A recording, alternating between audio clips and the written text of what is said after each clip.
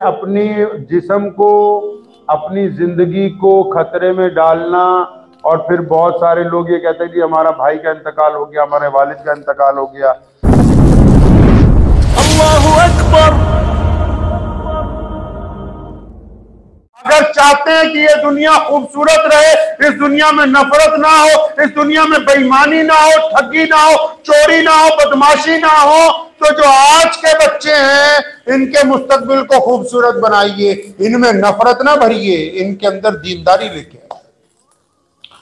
तो इंशाअल्लाह ताला मैं ये उम्मीद करता हूं कि हम सब लोग जो है अपना कुछ ना कुछ वक्त जो है अपनी औलाद को जरूर देंगे इंशाअल्लाह ताला, और उनके अंदर वो सिफात पैदा करने की कोशिश करेंगे। गर्चे कुछ कामों से रोकते हुए ऐसा लगे कि बच्चे नाराज हो जाएंगे, अगर कुछ काम गलत हैं उनकी सेहत के एतबार से रोकिए। कुछ घंटों के लिए नाराज होंगे लेकिन उनके लिए उसमें फायदा होगा। तो इसलिए हमेशा इस बात को नोट कर लीजिए कि अगर हम बच्चों की सही तरबियत कर सके ता मरण तो बाद कोई याद करूंगा। मेंबर से बैठा है लोग आंदे भजे भजे, मौलवी साहब अब्बा जी इंतकाल कर गए, कि बच्चों को कोरमा खिलाना है, बिरयानी खिलानी है, कुरान पढ़ा देना। अच्छा कितना पढ़ा दें भाई?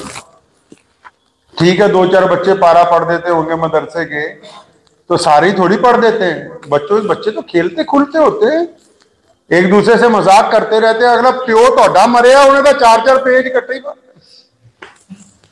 एक बात है, तो अगर आपका बच्चा पढ़ा लिखा होगा वो अपने बाप के लिए दुआ करेगा, अपनी मां के लिए दुआ करेगा, कब्र में रात पहुंचेगी, रात पहुंचेगी। नबी अलैहि सलाम ने फरमाया कि जब किसी कब्र पे अजाब होता है तो अचानक फरिश्तों को हुक्म होता है रोक दो, तो पूछते हैं या अल्लाह क्या बात होगी? फरमाया इसका बच्चा मकतब में गया, उसने कुरान पढ़ा, बिस्मिल्लाहिर्रहमानिर्रहीम एक आयत पढ़ी, फरमाया इसका पुत्र कहता है कि मेरा रब बड़ा रहम करने वाला है। जिसका बच्चा ये कहता है कि मेरा रब रहम करने वाला है, तो उसका रब फिर उसके बाप को क्यों करेगा?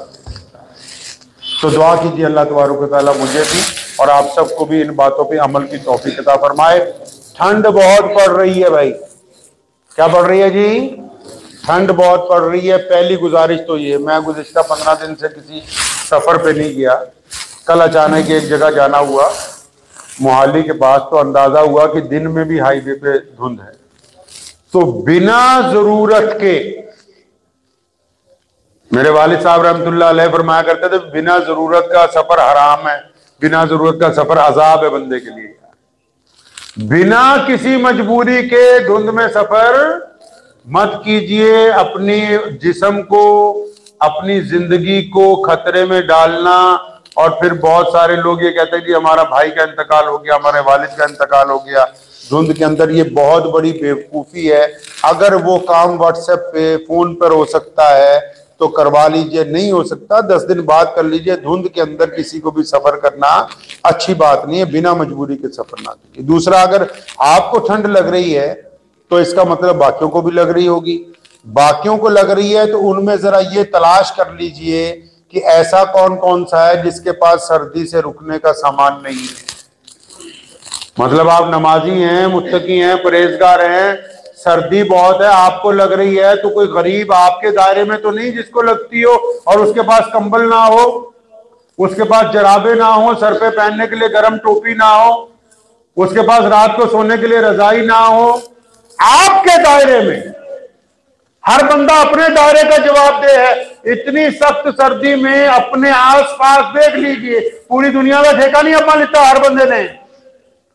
हुक्म है कि अपने आसपास देखो, अगर आपके आसपास कोई बंदा सर्दी से ठिठुर रहा है तो उसको जाके सर्दी से बचने का सामान दे दीजिए। अल्लाह तबारक व तआला आपकी नस्लों के अंदर भी इसकी बरकत अता फरमाएंगे। व आखिरु दावाना अल्हम्दुलिल्लाहि रब्बिल आलमीन।